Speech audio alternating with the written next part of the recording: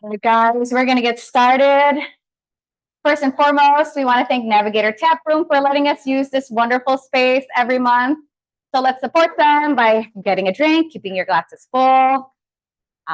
If you didn't already, I'll put up the QR code at the end again so that if you want, you can get the slides. A lot of valuable information is always shared by our presenters. So just let me know and I'll give you the QR code. And then our special guest today will talk about finding your next diamond in the rough. She started as a serial entrepreneur, having multiple businesses and learning about the different neighborhoods in Chicago. And she is now an investor-friendly real estate agent at Fulton Grace. She uses her experience as an immigrant to help build generational wealth and teach financial literacy. And she also just recently completed 75 Hard. So it shows her commitment to her discipline and to her growth. So please give a warm welcome to Irais Torres. Thank you. Thank you. Thank you.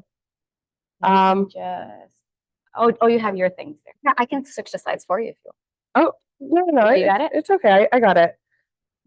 Wait, should I use this one or this one? They're both. So this is for the speaker, and this is for our recording. Okay. Yeah. Okay. Don't worry about the one on your chest. Awesome. Well, thank you so much for being here, y'all. I mean, you could be on a boat right now. You could be on a rooftop. So I definitely appreciate you guys being here. So yeah, just thank you so much for inviting me to be out here because it wasn't that long ago. I think I started coming to meetups around 2021.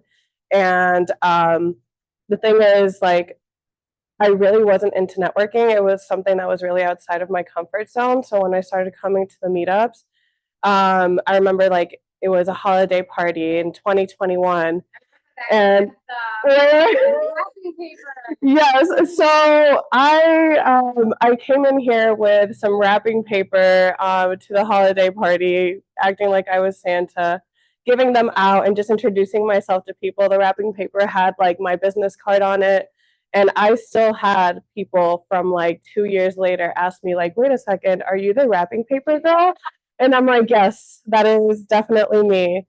So now to be here presenting to you guys is definitely like such an honor, and like just thank you so much. So yeah, just going a little bit into more about who I am and why I'm here talking to you guys.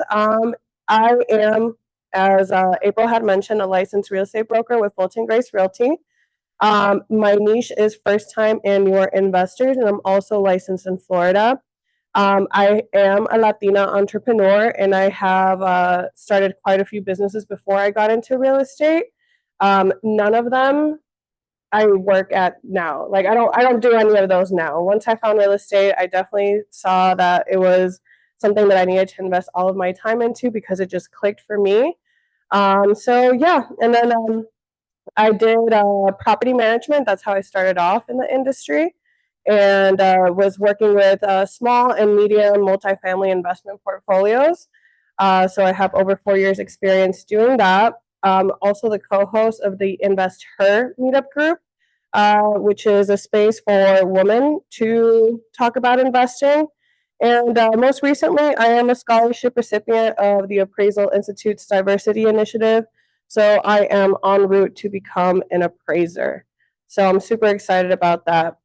And the topics that we're going to be talking about today, it was digging up a deal and just finding your diamond in the rough. And so the reason I want to talk about this is because I feel that there's a lot of opportunities out here, and I feel like we are very much used to like that Starbucks mentality where you get what you want, you get it right away.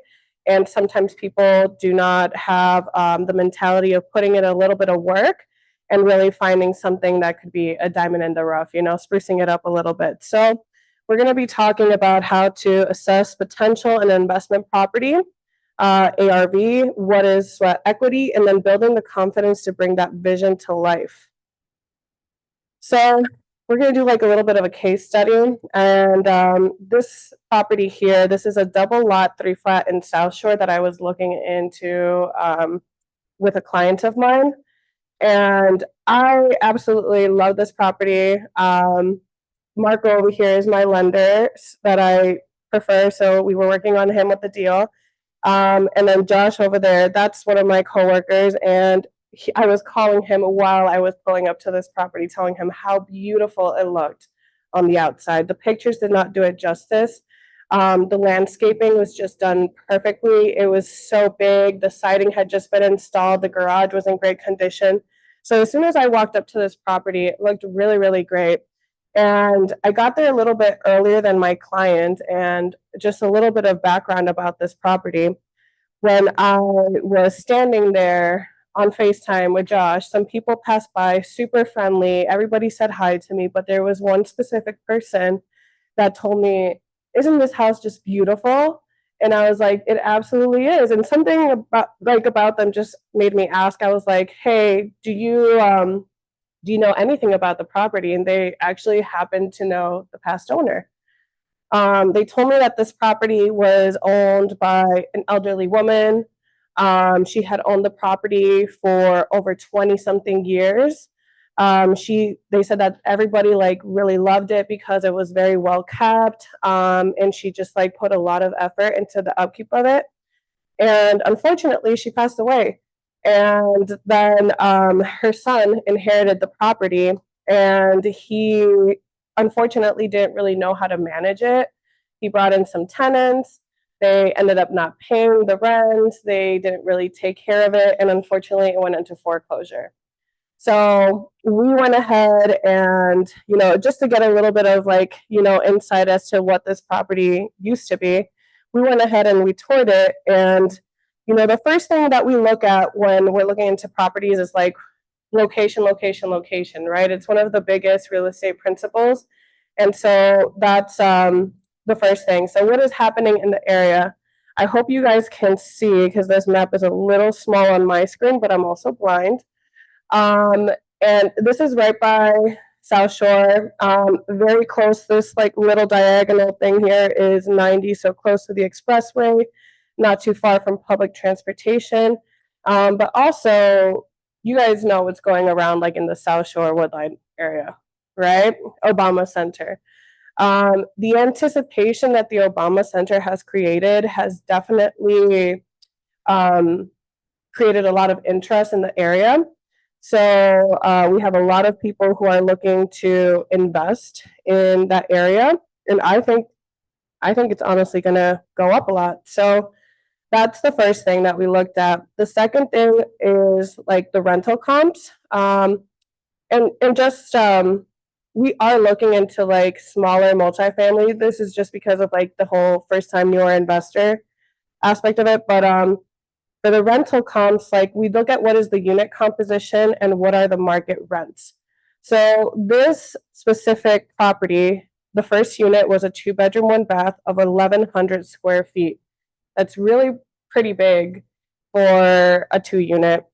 The comps around the area were around 1,350 and 1,500. I always like to put a range because there are specific items that will, like if you just do a nice clean rehab, just easy unit, like you would probably get the 1,350, but the 1,500, if you put washer and dryer and dishwasher, that's pretty much it. Like you can raise your rents $150 to $200 just with that. The second unit was a 3-bedroom, 1-bath with 1,200 square feet. So the rental comps for that were about 16 to 1850. And then unit 3 was 1-bedroom, 1-bath, about 700 square feet. We were looking at 11 to 13. Now I'm just going to go back to the other slide really quick, just because no, go back. Just wanted to have you guys look at the price, because for a 3-flat, 135,000 is not a lot. So you guys can kind of get an idea. It's not a lot at all. So, you guys can kind of get an idea of the condition of what this property is in just based off of the price. But we do have a little video here of just one of the units. I don't know if you guys can hear it. Okay. I'm basically just talking about, how this is a pretty distressed property. You guys can see they have like the dog system there. So, yeah, I'm just going to take this off. can't take the volume off. There we go. So yeah, so you guys can see, it's super spacious. This is the first floor. So this is a 2-bedroom, 1-bath. So it has a really great sized bedrooms. The wood floors were, they needed a little bit of help. That's like the eat-in kitchen area. So yeah, the property is distressed. It didn't have any utilities on. I believe it was winterized. And then that's the primary bedroom. So you can see it needed a lot of work, and I'm just gonna let you guys see the video. Pantry. It doesn't look terrible. You could ask Marco how excited I was about this property.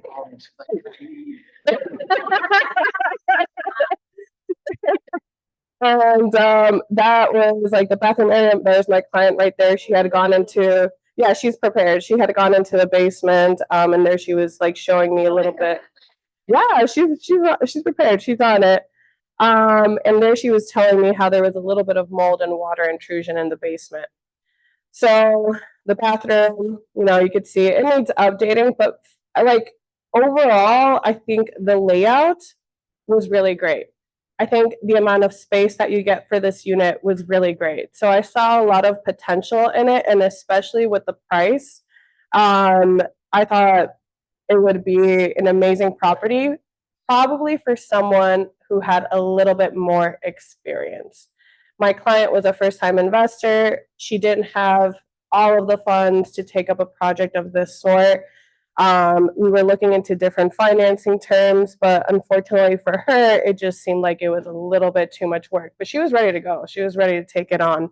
But anywho, so that's pretty much the property. Now, how do we assess the after repair value? So that's what ARV means. So for me, I had mentioned, I look into like what is happening in the area. So in the area, there was 8 active listings with an average listing price of $350,000. The average days on the market was 39 days, which is not too bad, to be honest. Then the pending listings, there were 3 that were pending. The average listing price was $358,000 with 65 days on the market.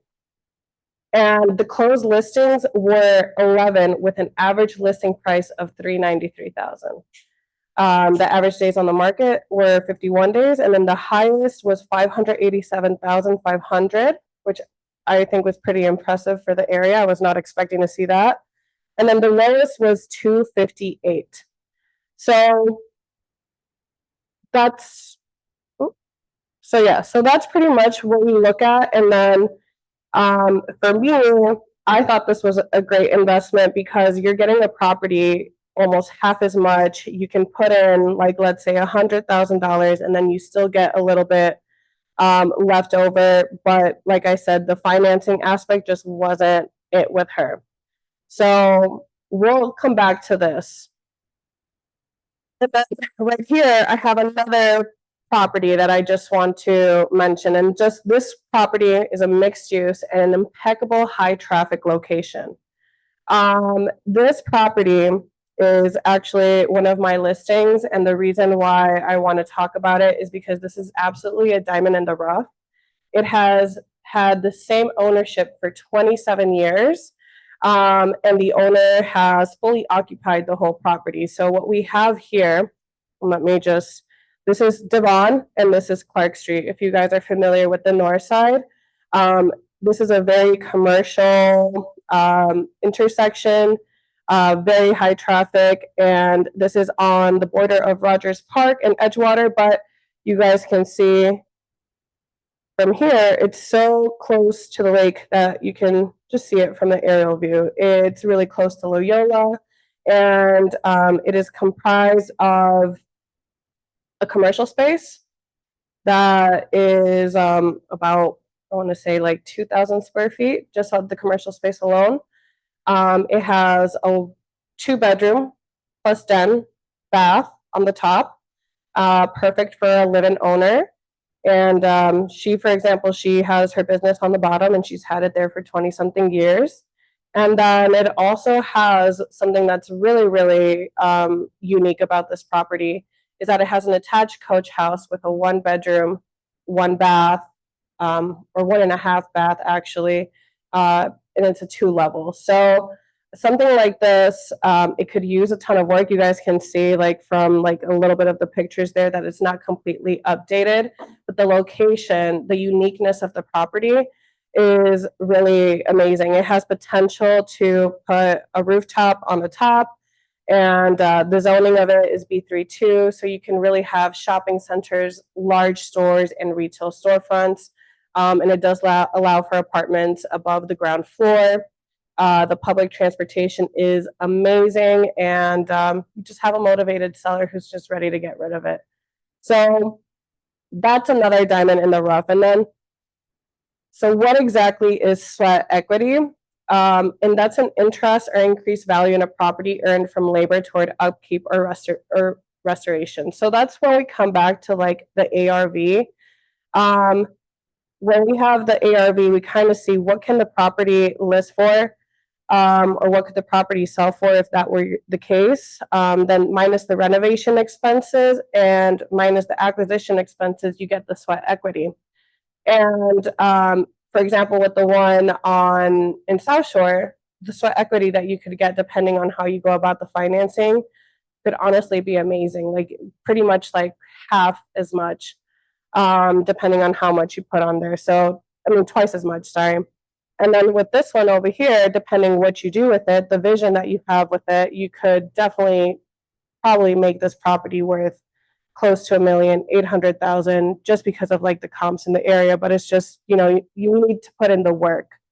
And the reason that I bring that up is because I feel like a lot of people, especially when they're first investing, like they do lack the confidence that is needed to take up a project of that sort. It does look like there's like a lot of pieces into it. But, you know, that's why in order to build the confidence to bring that vision to life, you have to rely heavily on your team. Getting an investor-focused real estate agent is definitely a huge, huge hack. Lender, if you're financing, that's why I use Marco with most of my clients, because Marco himself is an investor, so he definitely gets it.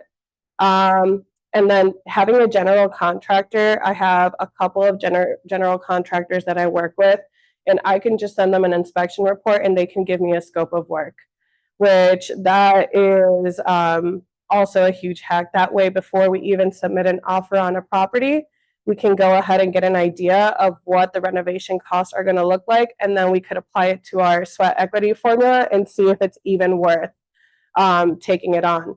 If that sweat equity formula, if it comes up with a negative number, then, you know, it doesn't make sense. You're putting more in unless you're going to be generating the income, right? And you plan on buying and holding it for quite a few years, letting it appreciate and letting that income pay for the property itself. But if your plan is to flip it, then it's, you know, that's kind of your no-go right there. And then your attorney and your inspector are also really important to have. And that's like your team, and always knowing that you're not alone on this transaction, that you have people on your side who are looking out for your best interest, is why I say rely super, super heavily on your team. The second thing would be do your research. When people ask me about an area, I do have certain limitations, like legally, as to what I can say. I'm not necessarily allowed to talk much about the crime, you know, stuff that people are pretty much interested in. So I always say, look into the area, you know, look into what the news are saying. There's different websites, but also like read some investment books, listen to investor podcasts. There's quite a few, like Bigger Pockets. One of my favorite is Straight Up Chicago Investor, because it's very local. And then just also coming to these meetups and talking to local investors, I think is one of the biggest things that will like help you build that confidence. And like if somebody already has an experience in an area that they could share with you, I think that that's also amazing. So definitely continue to come to the meetups. for those people that are going to be watching this online, come in person, because there's nothing like interacting with people live on the scene. So, and then the very last like thing, and I think that this is super important, is letting go of the fear. There's so much stuff like on the media. Everybody thinks the market is about to crash. They've been saying that for years. You know, you have the political climate, which I'm not going to delve too much into, but I've been hearing this from clients who are worried about the political climate. This happens every 4 years. Every 4 years, there's a political climate. So, you know, it's historically, it doesn't really affect much. And then interest rates is a whole other thing that people talk about, but as long as like your monthly payment makes sense for you, like who cares about the interest rate? We're actually at a historical average, so it's not going to go back down to 2, not even if the market crashes, or if whoever gets, you know, elected for president. So, yeah, just I would say stop listening really to the person who lost it all in 2008. It was, you know, we all kind of went through it. All our family members went through it. And yeah, the family member that never bought a home because of the fear, definitely don't listen to that guy. And the reason why I say this and just make such a huge impact on it is because right here, we have a beautiful gray stone 4-unit property in Oak Park. And now I have analyzed enough deals to know one when I see one. Like I can immediately spot it. It makes me just so happy to see one, and I'm jumping of joy. And when I toured this property with my clients, I thought we were on the same page. Like when they first saw it, they loved it. And it's, let me just tell you, it's 1 block away from the CTA. It is 4 minutes away from downtown Oak Park.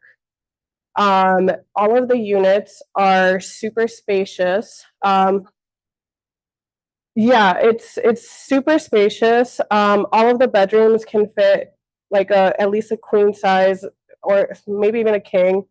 But as you can see, it needs a little bit of renovation. Those cabinets aren't the cutest.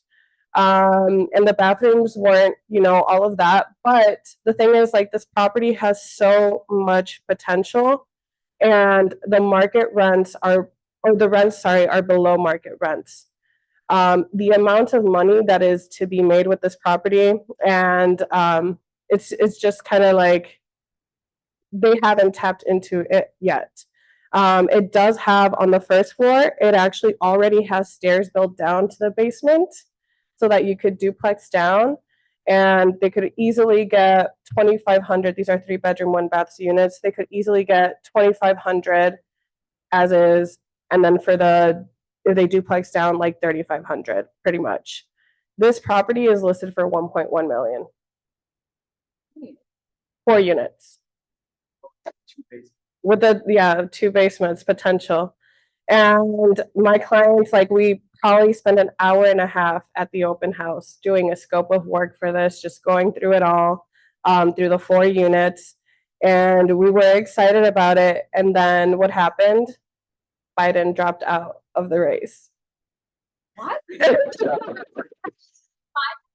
Yes. Yes. Yes, because it's just a lot of uncertainty. And the thing is, like, that, and I, you know, I'm talking to them, I'm still trying to get them to like get it, because this unit is still on the market. So you guys are getting some insider information right now, okay? If either of you want to go see it, let me know. I can schedule a showing. I have the agent's phone number on speed dial. Yeah. No. Let's go do it. I only have a showing at 4:30 and then I'm free. No, but like truly, the thing is, like, when we were looking at this, like, my client, it's a Greystone, yeah. My client's monthly payment, like when we were looking at the numbers, it made sense. They were going to have one single payment of $3,600, but then the way that the leases are set up, they're all spread out like throughout the year. We could raise the rents just to market price without really putting any, like, not too much work, you know, just maybe some minor just some minor renovations, and we could raise the rents to the point that what I'm trying to get to is, because we did a lot of math on this. We wrote it out. Josh was there. He was like, this is insane. We were writing out when the leases were going to end. We were looking at like how much can we raise it to the point that they're not going to be motivated to leave, but it's still reasonable, you know, based on the market rents. And even with that said, my clients were going to have a monthly liability of about $2,600 by next year if they followed my path. But the uncertainty, the fear has gotten in the way. And sometimes, like I said, I can see a good deal when I see one. But sometimes we let that kind of get in the middle of it. And unfortunately, it's not something that we can really, I can't push my clients out of it. They got to work through it themselves. So yeah, that's the reason why I bring this up, because it's an amazing deal. We have a super motivated seller that needs to do a 1031 exchange. So you know, hopefully I actually went ahead and then I gave him some additional resources. This for me, like I said, books are some of my favorite things, but the book of estimating rehab costs, it gives you a general understanding of how to estimate that. It is like rehab costs are going to vary per area, per state. So that book is kind of like, it does give you like a range, but I think it's really good. To the recession-proof real estate investing, I actually gave them a copy of this because I was like, you guys need to like read this. But that's an amazing book. It talks about like the different phases of the cycle and the type of real estate investment vehicles that perform the best in each like separate phase. So I highly recommend that one. And then I already mentioned Straight Up Chicago Investor. That's also a really, really great like resource because you can hear everybody's experiences. And yeah, so that's pretty much it. I would say quick and out. But thank you so much for your time. And I hope like this is helpful. I brought you guys 3 great deals that are still on the market. So if you guys want to go see them, let me know. But yeah, I appreciate you guys and all of your time. Yeah, totally. Okay, thank you so much, Irais. We have 3 insider deal information. This is secret. We won't put this YouTube out until after these properties have sold. No, I'm kidding. But thank you guys for coming out. Our next meetup at the end of August is Manny Escarpita. He's going to be talking about the step-by-step process for flipping and the birth strategy and why he does both. So we hope you guys can join us, and we'll see you guys at the next one. Thank you. Okay. Yay, thank you.